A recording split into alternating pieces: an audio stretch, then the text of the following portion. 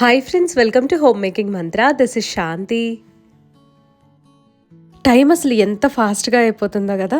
మొన్నే జస్ట్ అట్లాగా కార్తీక మాసం అయిపోయింది, వెంటనే మళ్ళీ క్రిస్మస్ హాలిడేస్ అయిపోయాయి, మళ్ళీ వెంటనే Jan 1 అయిపోయింది, ఇప్పుడు సంక్రాంతి వైపు స్టార్ట్ అయిపోయింది. ఇంటూ అసలు టైం తెలియటం లేదు, 24 hours సరిపోవట్లేదా అని అనిపిస్తుంది. సీజనల్ చేంజెస్ అవుతున్నాయి.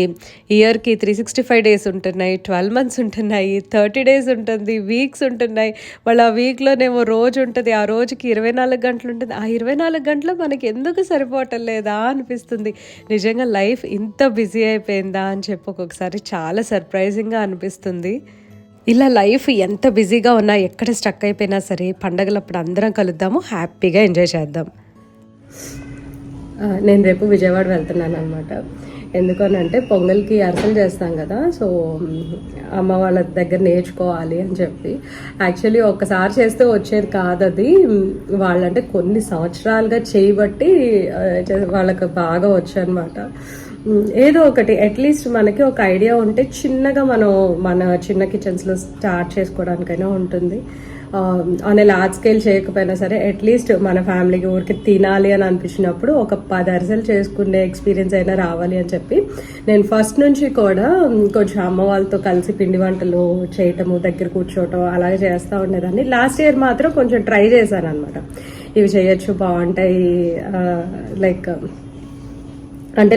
నాకు ఏవైతే ఇష్టమో అవన్నీ నేను నేర్చుకోవడానికి ట్రై చేస్తాను. కొనుక్కోవచ్చు, ఈ రోజుల్లో కొనుక్కోవడం చాలా ఈజీ, కానీ మన చేతులతో చేసుకున్నామనే తృప్తి అది డెఫినెట్గా డిఫరెంట్గా ఉంటుంది. సరే వెళ్తున్నాను కదా, అమ్మ పెద్దమ్మ అందరినీ చూపిస్తా. కొంచెం ఒక 4 days ఉంటున్నాను. ఈ 4 days కూడా నేను ఫుల్ టైట్లీ ప్యాక్డ్ స్కెడ్యూల్ అనమాట. గుంటూరు వెళ్ళాలి, ఒకరోజు అరిసెలు చేయాలి, ఒకరోజేమో నాకు రిటర్న్ జర్నీ. సో ఈ 4 daysలో ఒక రోజు వెళ్ళడానికి, ఒక రోజు రావడానికే సరిపోతుంది. మధ్యలో 2 days ఉన్నాయి, లైక్ హార్డ్లీ 2 days అనమాట. కాఫీ తాగేసిన తర్వాత ఇల్లంతా కొంచెం సర్దుకొని ఆ తర్వాత వాకింగ్కి వెళ్ళాలి.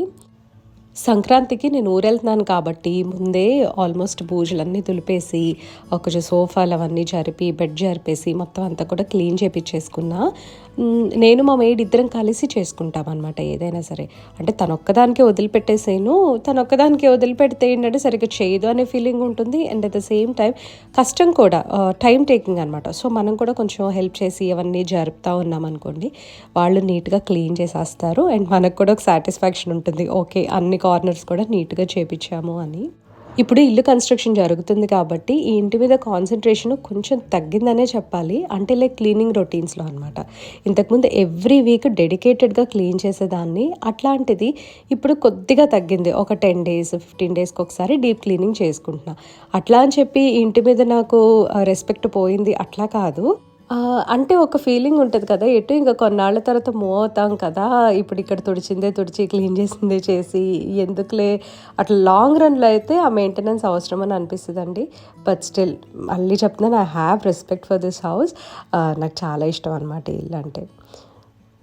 ఇవి కొత్త ఫ్లీస్ బ్లాంకెట్స్ తీసుకున్నా నేను. యాక్చువల్లీ ఇదొకటి, అండ్ ఇంతకుముందు ఒక దోహర్ తీసుకున్నాను కదా, అది కూడా చూపించా. ఇది నేను బ్లింకిట్లో ఆర్డర్ చేసుకున్నాను. అండ్ ఆ 2 పిల్లో కేసెస్ ఫ్రమ్ అమెజాన్, అవి లింక్ షేర్ చేస్తా. అండ్ బెడ్ స్ప్రెడ్స్ వచ్చేసరికి ఈ బెడ్షీట్స్ నేను లెనిన్ వాలా అనే బ్రాండ్ ఫ్రమ్ అమెజాన్లో పర్చేస్ చేశాను.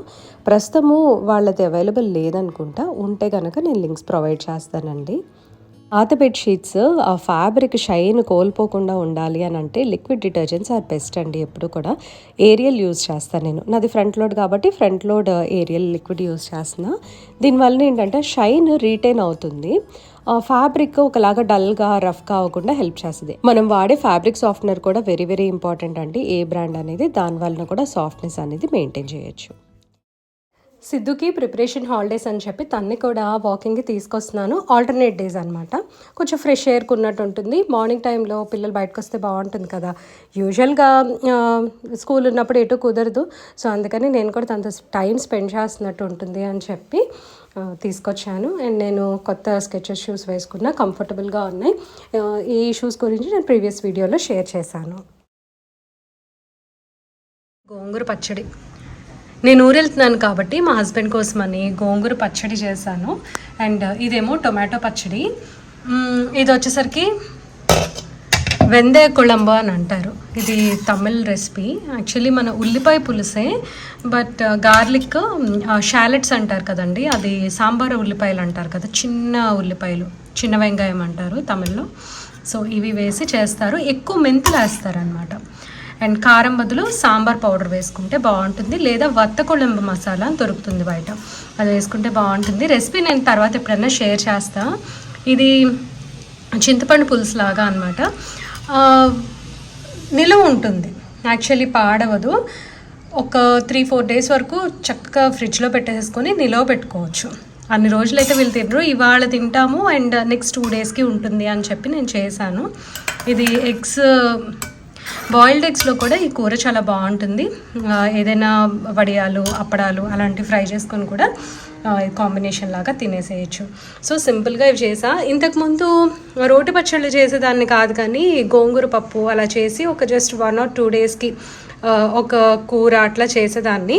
ఆ కూరల కన్నా కూడా ఈ రోటి పచ్చళ్ళు కొంచెం నిలువ ఉంటాయి కదా, అండ్ ఫ్రెష్గా కూడా ఉంటుంది. దానికి తోడు ముద్దపప్పు పెట్టుకొని తినేసినా సరిపోతుంది అనమాట. సో అందుకని ఇవి చేశాను. ఇవన్నీ చేయడానికి నాకు ఒక 1 hour పట్టింది అంతే. గోంగూర అల్లడానికి మాత్రం నేను కొంచెం టైం తీసుకున్నా. అంటే లైక్ ఆన్ అండ్ ఆఫ్గా మధ్యలో వచ్చి కొంచెం ఒలిచి వేరే పని చేసుకొని అట్లా అయింది. సో ఒక 1 hourలో ఈ 3 చేశాను అనమాట. అంటే పార్లల్గా ఇంకా వేరే పనులు కూడా చేసుకుంటూ ఉన్నాను. ఇది మాత్రం చాలా టేస్టీగా ఉంటుంది. నెక్స్ట్ టైం నేను ఎప్పుడైనా రెసిపీ చూపిస్తాను. పువ్వులు కావాలి అనుకున్నప్పుడు పుయ్యవు, అలా వదిలేసి పట్టించుకున్నప్పుడే పూస్తాయి అని అనిపించింది. ఈ మధ్య ఆనియన్ వాటర్ కూడా పోయట్లేదండి. అసలు డిసెంబర్లో త్వరగా పువ్వులు రావు, బట్ సర్ప్రైజింగ్లీ 3 మందార పూలు పూసాయి. అండ్ టేబుల్ రోజ్ లాంటిదే ఇంకొక ఫ్లవర్ ఉంటుంది కదా, సో అవి కూడా ఎల్లో ఫ్లవర్స్ వచ్చాయన్నమాట. టేబుల్ రోజ్ మాత్రం అసలు ఇంకా నేను సక్సీడ్ అవ్వలేకపోయాను దాంట్లో. కొత్తింటికి వెళ్ళిన తర్వాత మాత్రం మొండి పట్టుదల పట్టి ఎట్లయినా సరే టేబుల్ రోజెస్ పెంచాలి అని చెప్పి అనుకున్నాను. ప్రస్తుతం ఎల్లో ఫ్లవర్స్ తోటి సరిపెట్టేసుకుంటున్నా. హెయిర్ కలర్ వేసుకున్నాను, లారియల్ వాళ్ళది. లారియల్ హెయిర్ ప్రొడక్ట్స్ ఎక్సలెంట్గా ఉంటాయి అన్నమాట. నాకైతే బాగా సెట్ అవుతున్నాయి. అండ్ ఈ మధ్యకాలంలో వచ్చే కొత్త ప్రోడక్ట్స్ అన్నీ కూడా లారియల్ వాళ్ళవి లైక్ క్వాలిటీ బాగుంటుంది అనమాట.